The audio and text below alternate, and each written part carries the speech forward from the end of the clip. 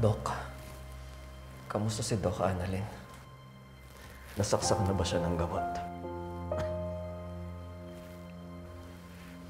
Sir Noel, hindi pa. Sa next batch na siya mabibigyan ng gamot. Kailan pa darating yun? Nung huli ko siya makita, parang mas lumalala yung kondisyon niya. I'll be honest with you, Sir Noel.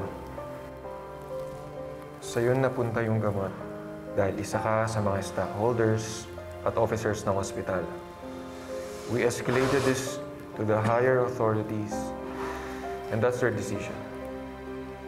And this is highly confidential, okay? Sige, ayos mo na.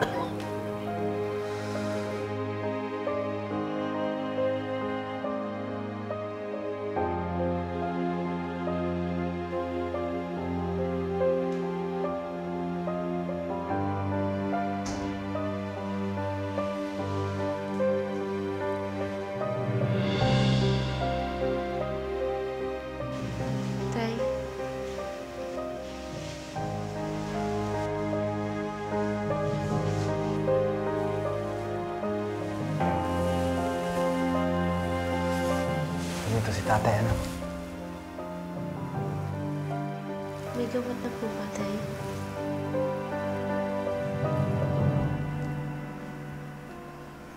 Meron na, anak.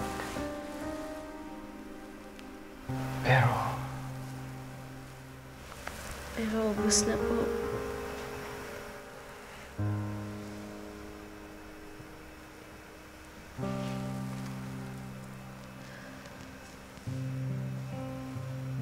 Okay lang yun, Tay. Baka mas nangangailangan po yung bibigyan nila ng gamot. Hindi, anak. You deserve to live. Mabuti kang anak at tao. Gagawa ako ng paraan, anak. Kahit na ako na magbayad, ako nang bibili ng gamot. Gagawa ako ng paraan para makabili tayo ng gamot, anak. Tay. Kahit na ubusin ko yung pera natin, anak. Tay. Kung gagaling po ako, Diyos po yung gagawa ng paraan.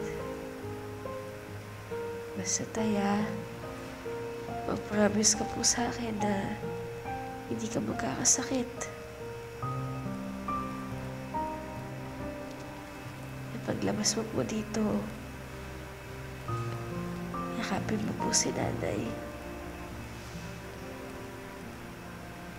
Sabihin mo po sa kanya na mahal ko siya. At sabihin mo po na sinabi ko na kapag niligawan mo po siya, sagutin ka niya. Hindi ka mamamatay. Lumaban ka, anak. Gagawa ka ako ng paraan. Gagawa tayo ng paraan, anak. Kakanap ako ng gamot. Okay lang po, Tay. Hindi, anak. Lumaban ka, anak. Lumaban ka. Lumaban ka, anak.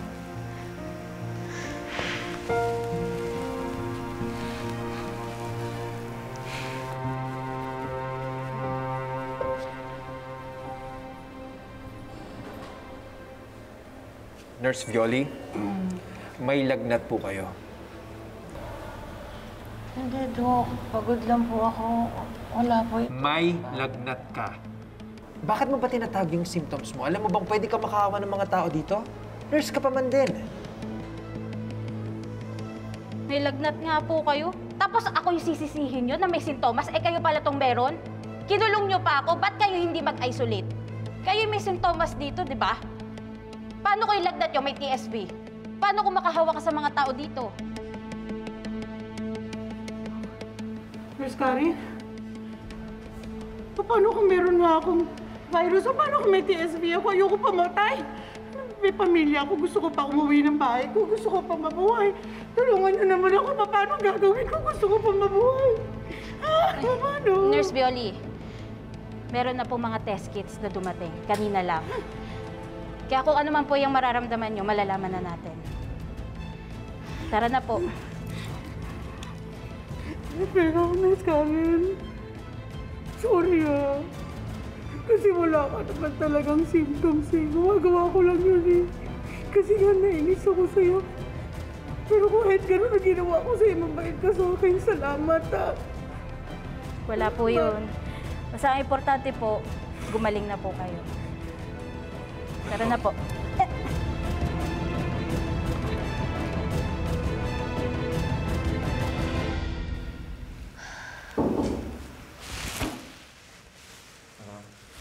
Dr. Salvador, Dr. Cañar, meron na tayong gamot para kay Doc Annalyn.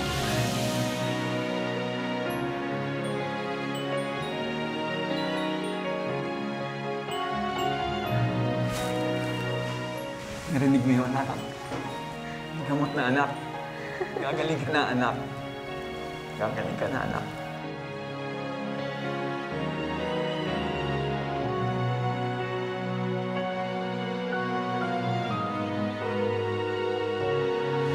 Pero Doc Maniego, paano po yung isang pasyente?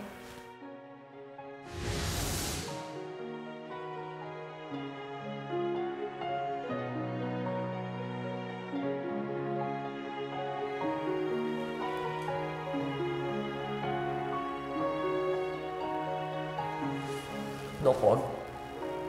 Huwag niyo sa akin ibigay yung gamot. Ibigay niyo na lang kay Annalyn.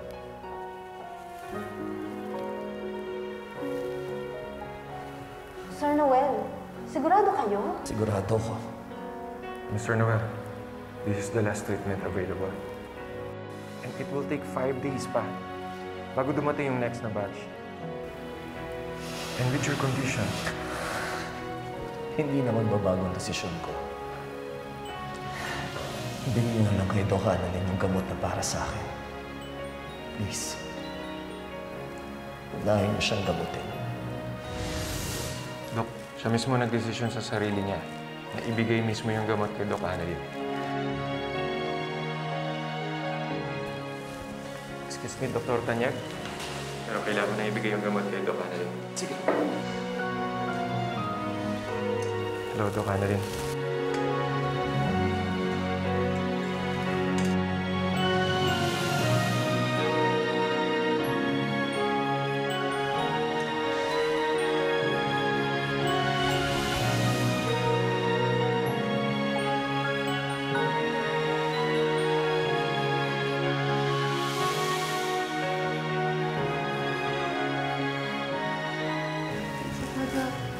You're welcome.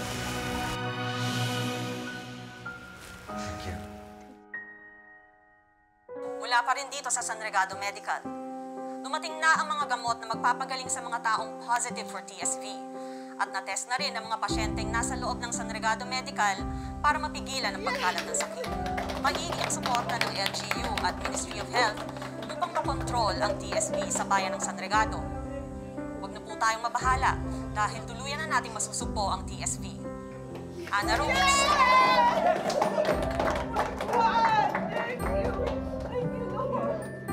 Pero sana ligtas na silang lahat doon. Ma'am, nag-text po si Karen. Sabi niya po, okay na po sila para na.